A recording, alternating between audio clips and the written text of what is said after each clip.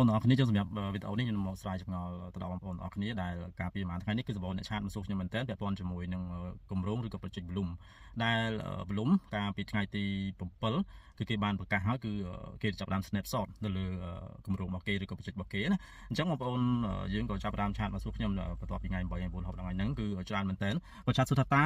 Bloom វាបោកប្រាស់ឬយ៉ាងម៉េចបានជា snapshot ហើយនៅតែមិនទាន់ឃើញចែកកាក់ឬក៏ផ្ដល់កាក់មកឲ្យ user របស់ខ្លួនទៀតអូខេអញ្ចឹង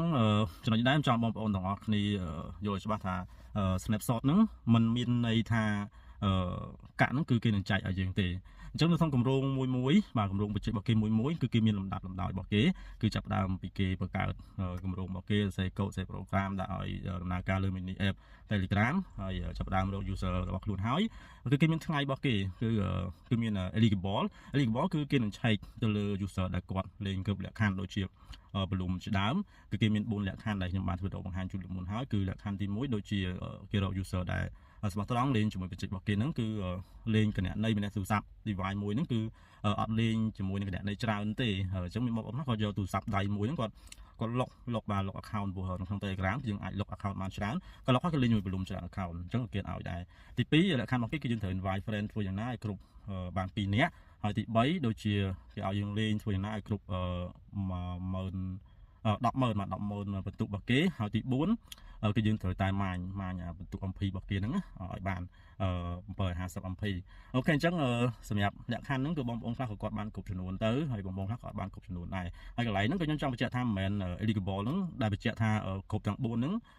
យើងទទួលបានអានោះអូខេយើងនឹងឆ្លងផុតឡើយហ្នឹងហើយតែបងប្អូនអរគ្នាដែលអត់ទាន់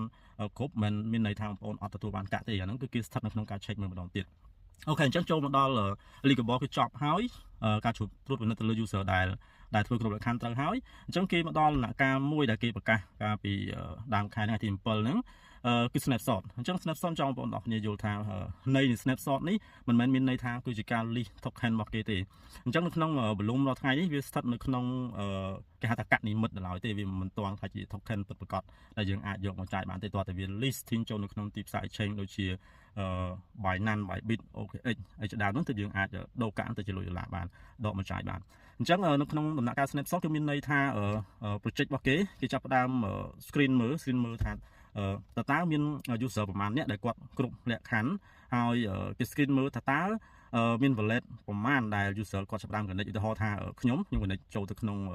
Bitget ហើយបងប្អូន connect ចូលទៅក្នុងBinance បងប្អូនខ្លះក៏ចូលទៅក្នុង Bybit អញ្ចឹងគេចាប់ផ្ដើម screen មើលអញ្ចឹងថាតើ user ទាំងអស់ហ្នឹងគាត់ចាប់ផ្ដើម connect ចូលទៅក្នុង wallet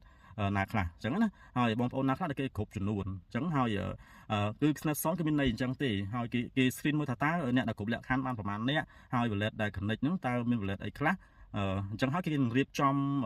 តាមដាំដោយនៃបច្ចេករបស់គេនោះនៅពេលដែល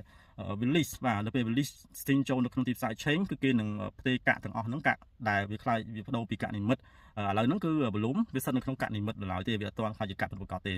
តោះតែវា list ចូលទីផ្សារ exchange ទៅវាខ្លាយជាកាក់ពិតប្រាកដនៅពេលដែលវាប្រកាសថ្ងៃ listing ចូលទីផ្សារ exchange តែម្ដងគឺគេនឹងចែកកាក់ហ្នឹងគេចូលទៅក្នុង wallet ទាំងអស់ដែលបងប្អូនទាំងអស់គ្នា connect អញ្ចឹងហើយនៅក្នុងដំណាក់កាលនេះ Bloom បើសិនបងប្អូនទាំងអស់គ្នាសួរខ្ញុំថាតើវា scam ឬក៏វាបោកឬក៏យ៉ាងម៉េចខ្ញុំអត់ទាន់ហ៊ាននិយាយដូចគ្នាព្រោះខ្ញុំធ្លាប់និយាយនៅក្នុងវីដេអូរបស់ខ្ញុំអញ្ចឹងថារាល់បច្ចេកទាំងអស់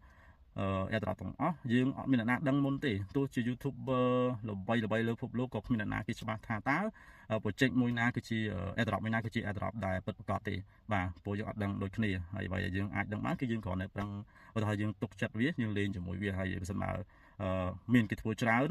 ហើយយើងមើលទៅក្នុង X បាទបណ្ដាញសង្គមមានដូចជា X អីហ្នឹងវាមើលគម្រោងរបស់វារៀបរយបានល្អហើយវាចងក្រងបានល្អអូខេយើងអាចទុកចិត្តបានយើងព្យាយាមលេងជាមួយវាទៅប៉ុន្តែបើសួរត្រឡប់វិញថាតើគម្រោងហ្នឹងលេងដឹងទៅបានលុយអត់គ្មានណាហ៊ាននិយាយថារកគម្រោងទាំងអស់សិតតែពិតប្រាកដទេបើសិនជាដឹងគ្រប់គ្នាអាហ្នឹង